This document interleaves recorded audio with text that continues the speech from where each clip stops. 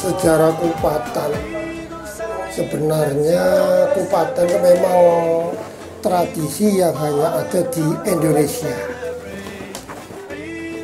Kupatan itu sendiri sebenarnya merupakan rasa tasakur orang Islam yang telah melaksanakan puasa Ramadan, kemudian diikuti dengan 6 hari puasa sunat pada bulan Syawal.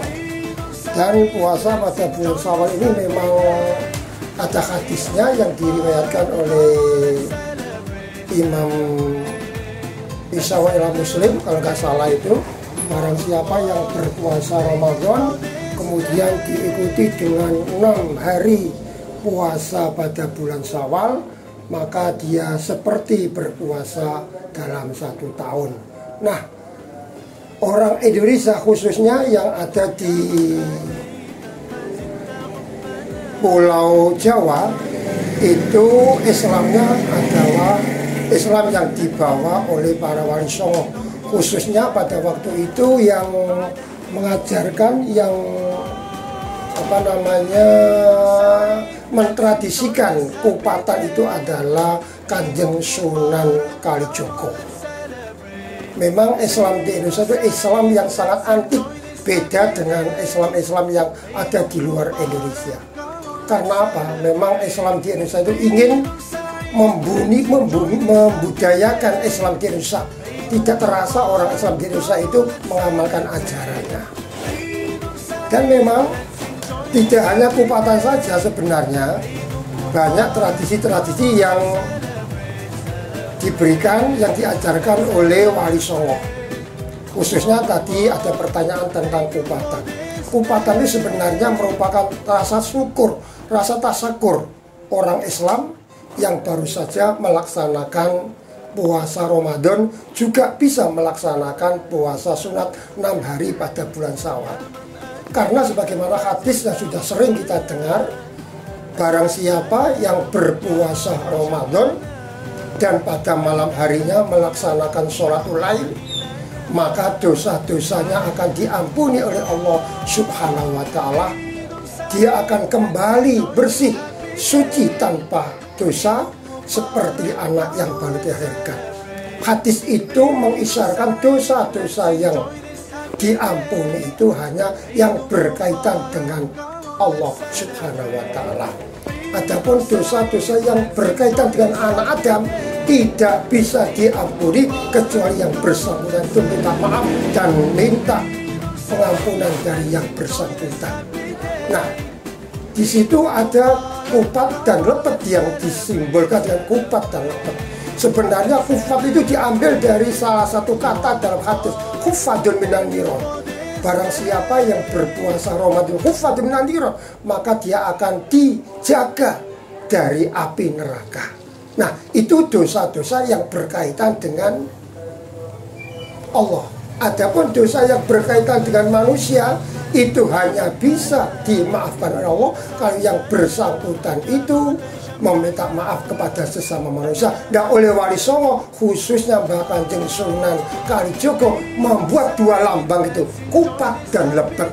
Kupat melambangkan, memaknakan bahwa orang yang berpuasa Ramadan itu kufadun niro, dijaga dari api neraka. Adapun supaya dosa yang berkaitan dengan sesama manusia, hakul adami, itu bisa dimaafkan dia dengan cara minta maaf sesama manusia dengan dilakukan lepat. Itu lepat dari kata lepat, luput, kelepatan dan kesalahan dari manusia itu, sehingga kupat itu berkaitan dengan dosa manusia kepada Allah, lepat berkaitan dengan dosa manusia kepada sesamanya, sehingga klublah hadis Nabi itu mungkin. Dan untuk Kupatan di ujung pangkal pada waktu saya itu masih kecil, itu tidak seperti sekarang. Saking bahagianya, senangnya mereka itu telah melaksanakan ibadah puasa dan melaksanakan puasa sunat 6 hari pada bulan Syawal. Itu hampir setiap orang itu, setiap rumah membuat kupat dan lepet. Itu disampaikan, diantarkan kepada tetangga kanan dan kirinya.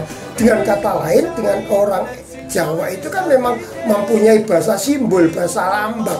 Tanpa diucapkan, disampaikan artinya dia minta mengatakan lepet, artinya dia mengantarkan kesalahannya. Mohon maaf dari kesalahannya. Bahkan dulu pada waktu saya masih kecil, semua binatang-binatang peliharaan yang dimiliki itu digantungi kupat dan lepet, itu bisa diambil oleh masyarakat yang membutuhkan. Bahkan cikar, dokar, macam-macam kendaraan tradisional juga diberi lepet, termasuk perahu-perahu itu yang dipakai sebagai alat untuk menangkap ikan, mencari ikan di laut, juga ditempeli, diganduli luka dan lepet yang siapapun saja bisa mengambilnya. Ini tradisi orang Ujung Pangkah dulu, yang sekarang sudah tidak ada lagi orang membuat kupat yang dipajang di binatang peliharaan maupun di kendaraan-kendaraan yang dimilikinya. Itu sejarah yang ada di Ujung Pangkah, yang sekarang sudah tidak ada. Tapi alhamdulillah kupat dan lepet masih eksis di Ujung Pangkah. Biasanya tetap diadakan pada hari ke-7 bulan Syawal.